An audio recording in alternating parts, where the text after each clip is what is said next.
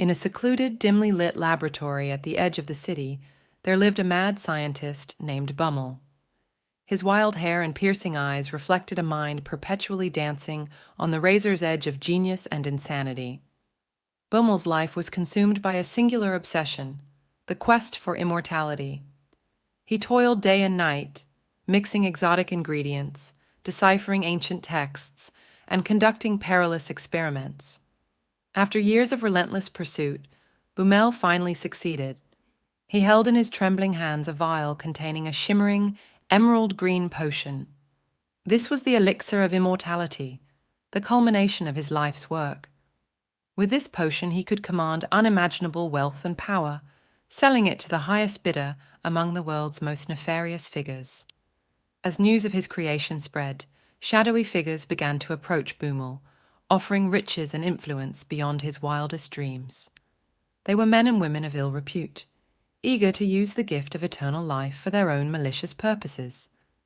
Bumel's laboratory became a den of sinister negotiations, his conscience growing heavier with each passing day. One stormy night, as lightning illuminated his cluttered lab, Bumel found himself standing before a mirror, the potion in hand. He stared at his reflection, contemplating the dark path he was about to tread. The eyes that gazed back at him were those of a man who had lost his way, blinded by ambition and greed. In that moment of introspection, a profound realization struck Bumel. The true value of life was not in its endless prolongation, but in its quality, its kindness, and its contributions to the greater good. The prospect of unleashing his creation upon the world's villains filled him with dread. He knew he had to make a choice. With a decisive gesture, Bumel hurled the vial into the fire. The potion sizzled and evaporated, its promise of immortality vanishing into thin air.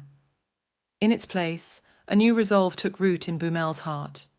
He would dedicate his genius not to extending life, but to improving it. From that night onward, Bumel's laboratory became a beacon of hope. He turned his formidable intellect toward creating cures and treatments for the world's most devastating diseases. He developed vaccines, antidotes, and medical technologies that transformed healthcare. His former clients, the sinister figures, vanished into obscurity, unable to tempt him back to his dark past. Bumel's work began to save countless lives, and he earned a reputation not as a mad scientist, but as a benevolent healer. He collaborated with other scientists, sharing his discoveries freely and advancing medical science at an unprecedented pace. The world came to know him as a hero, a man who had redeemed himself by turning away from darkness and embracing the light. Years later, as Bumel lay on his deathbed, surrounded by grateful patients and fellow scientists, he felt a deep sense of peace.